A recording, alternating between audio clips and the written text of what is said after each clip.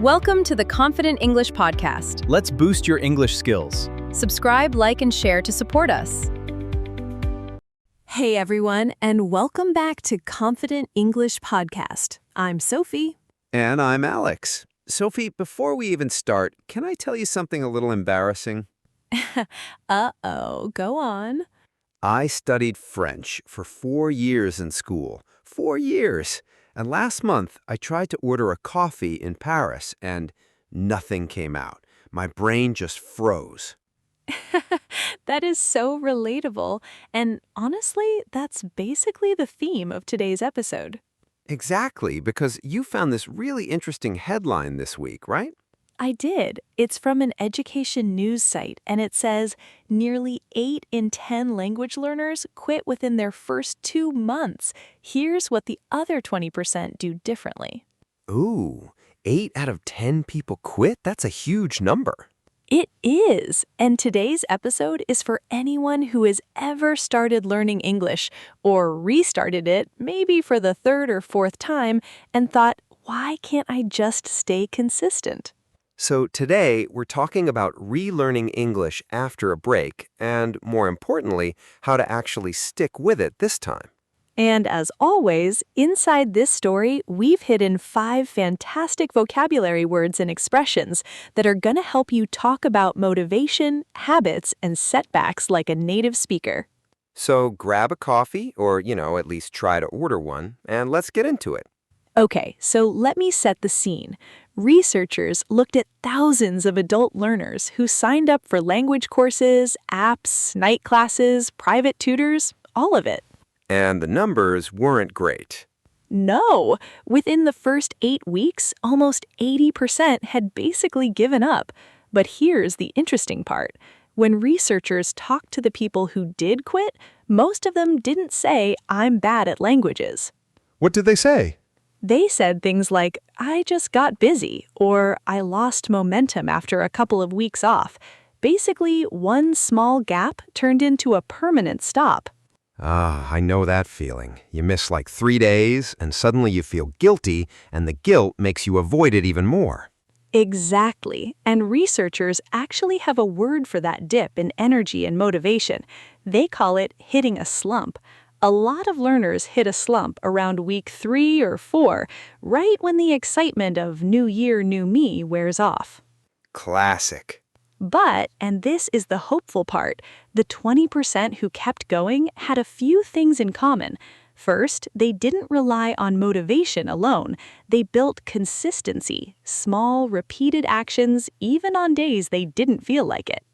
So less, I'll study for 3 hours when I feel inspired, and more, I'll do 10 minutes every single day, no matter what. Precisely. Second, they treated setbacks differently. If they missed a week, they didn't quit. They were able to bounce back quickly without turning one missed day into one missed month. That's such a healthy mindset. Third, and this one surprised me, successful learners were actually more likely to admit they'd experienced burnout at some point. But instead of seeing burnout as failure, they saw it as a signal to change their method, not to quit English completely. So burnout wasn't the end of the story, it was more like a warning light on a car dashboard. I love that comparison. And finally, the learners who succeeded were the ones who managed to stick with a routine that actually fit their real life, not some perfect Instagram-worthy study plan, but something realistic. Okay, Sophie, I think I already spotted our 5 words hiding in there. You're quick today. Let's break them all down properly. Okay, word number 1, a slump. Alex, want to take this one? Sure, so a slump is a noun. It means a period when you feel less motivated, less energetic, or less successful than usual. It's a temporary low point. And I love the image behind this word. Think about what slump sounds like. It's almost like the word itself is falling down. If you slump in a chair, your whole body drops down, low energy, shoulders forward. Right, and we take that physical picture, a body slumping down in a chair, and we use it for motivation too. Your energy slumps the same way your body slumps. So good. Let's hear it in real conversation. Example 1. I was doing great with my English studies in January, but I hit a real slump in February and barely opened my textbook. And example 2, a business context, because you'll hear this word in the news constantly. Sales have been in a slump since the summer, but the company expects them to recover by winter. Beautiful. Notice that little phrase, hit a slump or be in a slump. That's how it's most commonly used. Word number 2, my turn to explain, consistency. This is a noun, and it means doing something regularly and in the same way over time, being reliable and steady. And where does the idea come from?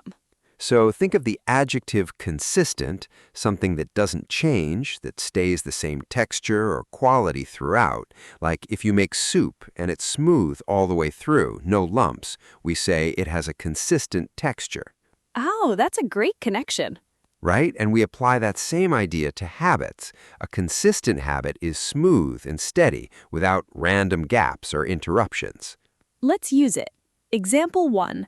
Her English improved so quickly because of her consistency. She studied every single morning, even for just 10 minutes.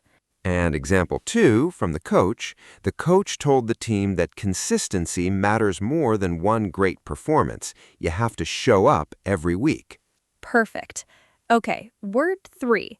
This one's a phrasal verb, and it's one of my favorites, to bounce back. Ooh, yes, very physical image again. Exactly. Picture a rubber ball. You drop it, it hits the floor, and instantly it bounces back up again. It doesn't stay down. So when we say a person bounces back, we mean they recover quickly from a difficulty, a mistake, or a setback, and return to how they were before, often even stronger. Example 1. I failed my English exam the first time, but I bounced back and passed it easily on my second attempt.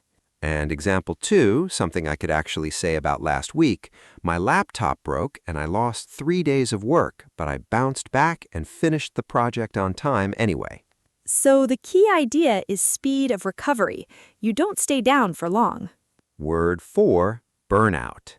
This one's a noun. Sometimes you'll also see it written as 2 words, burn out, when it's used as a verb. And honestly, this metaphor is pretty dramatic when you think about it. It is. Imagine a fire. If a fire burns and burns without anything left to fuel it, it eventually burns out. It dies. There's nothing left. And we use that same image for people. If you push yourself too hard for too long without rest, your energy burns out too. You feel completely exhausted, mentally and physically. Example 1, he studied English for 6 hours a day for 2 weeks straight and then hit total burnout. He couldn't even look at a textbook. And example 2 from the workplace, because you'll hear this word in the news constantly, a lot of employees are talking openly about burnout now, and companies are finally starting to listen. Great word, and honestly such an important one to recognize in yourself. Absolutely. Okay, last one, word 5, to stick with something, another phrasal verb. I like this one because it's so visual too. Think about glue. If something is sticky, it stays attached. It doesn't fall off. So to stick with something means to continue doing it without giving up, even when it becomes difficult or boring. Example 1, there were so many days I wanted to quit learning English, but I stuck with it, and now I can have full conversations. And example 2, if you stick with a new habit for about 2 months, it usually becomes automatic. So good. 5 really useful words, all connected by one big theme. Motivation, setbacks, and most importantly, coming back after a hard moment. Okay, Sophie, let's do a quick recap so this actually sticks in listeners' brains. Perfect timing for that phrase, Alex. So picture this. It's month 2 of your English journey. Right, and let's be honest, this is exactly when most people hit a slump. The excitement is gone, motivation is low. But instead of quitting completely, you recognize it might just be a bit of burnout, so you slow down for a few days instead of stopping forever. And because you built consistency early on, even just 10 minutes a day, it's much easier to bounce back once you're ready. And that's really the whole secret, isn't it? It's not about never struggling. It's about learning to stick with it, one small day at a time.